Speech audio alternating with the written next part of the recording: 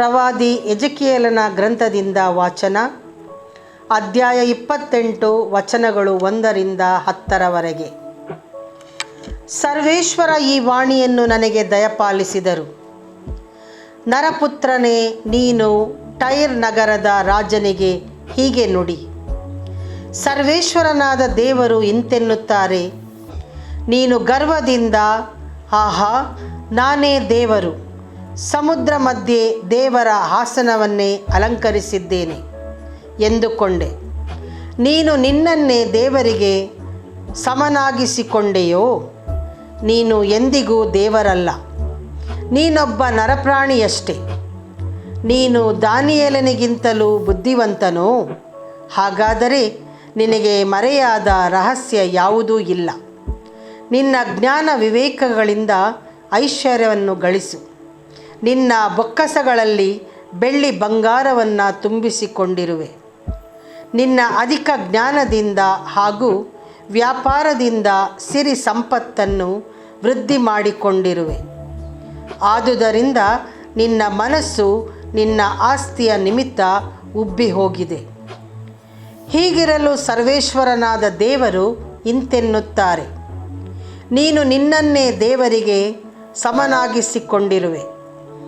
ಆದುದರಿಂದ ನಾನು ಅತಿ ಭಯಂಕರ ಜನಾಂಗದವರಾದ ಮ್ಲೇಚ್ಛರನನ್ನು ನಿನ್ನ ಮೇಲೆ ಬೀಳು ಮಾಡುವೆನು.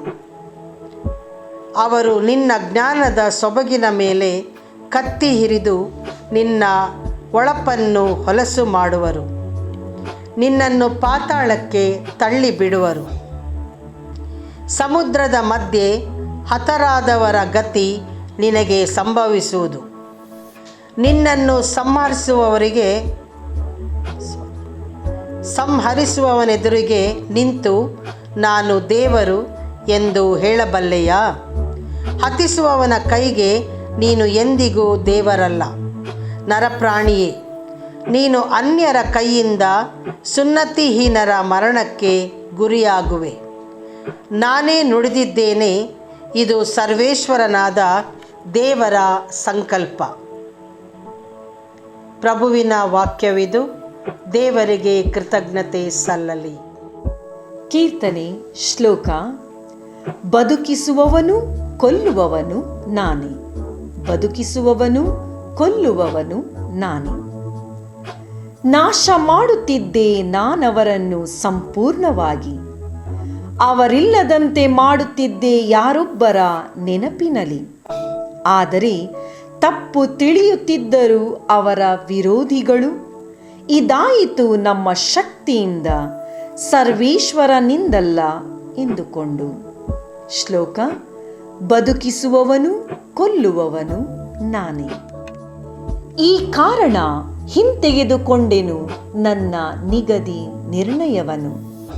ಆಲೋಚನೆ ಇಲ್ಲದ ಜನರಿವರು, ಸ್ವಲ್ಪವಾದರೂ ವಿವೇಕವಿಲ್ಲದವರು.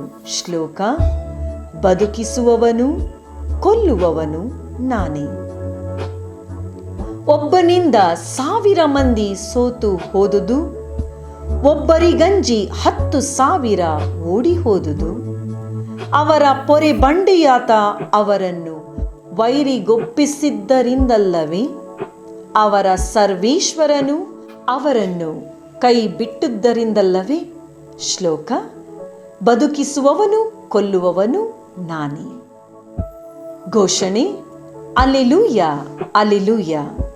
ಪ್ರಭುವಿನ ನಿಯಮ ನೀತಿಬದ್ಧ, ಮನಸ್ಸಿಗದು ಗ್ರಹಿಕೆ. ಪ್ರಭುವಿನ ಕಟ್ಟಳೆ ಪರಿಶುದ್ಧ, ಕಣ್ಣಿಗದು ದೀವಿಗೆ. ಅಲ್ಲೆಲೂಯ. ಸಂತ ಮತ್ತಾಯರು ಬರೆದ ಪವಿತ್ರ ಶುಭ ಸಂದೇಶದಿಂದ ವಾಚನ. ಅಧ್ಯಾಯ 19 ವಚನಗಳು 23ರಿಂದ 30ರವರೆಗೆ. ಆ ಕಾಲದಲ್ಲಿ ಯೇಸು ತಮ್ಮ ಶಿಷ್ಯರನ್ನು ಉದ್ದೇಶಿಸಿ, ಐಶ್ವರ್ಯವಂತನು ಸ್ವರ್ಗ ಸಾಮ್ರಾಜ್ಯವನ್ನು ಪ್ರವೇಶಿಸುವುದು ಕಷ್ಟವೆಂದು ನಿಮಗೆ ಒತ್ತಿ ಹೇಳುತ್ತೇನೆ. ಐಶ್ವರ್ಯವಂತನು ದೇವರ ಸಾಮ್ರಾಜ್ಯವನ್ನು ಪ್ರವೇಶಿಸುವುದಕ್ಕಿಂತಲೂ ಒಂಟೆಯು ಸೂಜಿಯ ಕಣ್ಣಿನಲ್ಲಿ ನುಸುಳುವುದು ಸುಲಭ ಎಂಬುದು ನಿಜ ಎಂದರು. ಇದನ್ನು ಕೇಳಿದ ಮೇಲಂತೂ ಶಿಷ್ಯರು ಬೆಬ್ಬರಗಾದರು. ಹಾಗಾದರೆ ಯಾರು ತಾನೇ ಜೀವೋದ್ಧಾರ ಹೊಂದಲು ಸಾಧ್ಯ ಎಂದುಕೊಂಡರು. ಯೇಸು ಅವರನ್ನು ನಿಟ್ಟಿಸಿ ನೋಡುತ್ತಾ, ಮನುಷ್ಯರಿಗದು ಅಸಾಧ್ಯ, ಆದರೆ ದೇವರಿಗೆ ಎಲ್ಲವೂ ಸಾಧ್ಯ ಎಂದರು. ಪೇತ್ರನು ಆಗ ಮುಂದೆ ಬಂದು, ನೋಡಿ, ನಾವು ಎಲ್ಲವನ್ನು ಬಿಟ್ಟು ಬಿಟ್ಟು ನಿಮ್ಮನ್ನು ಹಿಂಬಾಲಿಸಿದ್ದೇವೆ, ನಮಗೇನು ದೊರಕುತ್ತದೆ ಎಂದು ಕೇಳಿದನು. ಅದಕ್ಕೆ ಯೇಸು, ನಿಮಗೆ ಸತ್ಯವಾಗಿ ಹೇಳುತ್ತೇನೆ, ಹೊಸ ಸೃಷ್ಟಿಯಲ್ಲಿ ನರಪುತ್ರನು ತನ್ನ ಮಹಿಮಾನ್ವಿತ ಸಿಂಹಾಸನದ ಮೇಲೆ ಆಸೀನನಾಗುವಾಗ ನನ್ನನ್ನು ಹಿಂಬಾಲಿಸಿರುವ ನೀವು ಕೂಡ ಇಸ್ರೇಲಿನ 12 ಗೋತ್ರಗಳಿಗೆ ನ್ಯಾಯಾಧಿಪತಿಗಳಾಗಿ 12 ಸಿಂಹಾಸನಗಳ ಮೇಲೆ ಆಸೀನರಾಗುವಿರಿ.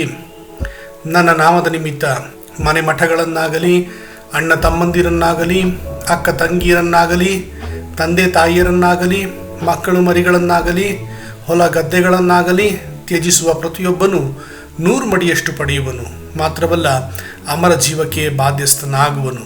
ಆದರೆ ಮೊದಲಿನವರಲ್ಲಿ ಅನೇಕರು ಕಡೆಯವರಾಗುವರು, ಕಡೆಯವರಲ್ಲಿ ಅನೇಕರು ಮೊದಲಿನವರಾಗುವರು. ಪ್ರಭುವಿನ ಶುಭ ಸಂದೇಶ. ಕ್ರಿಸ್ತರೇ ನಿಮಗೆ ಸ್ತುತಿ ಸಲ್ಲಲಿ.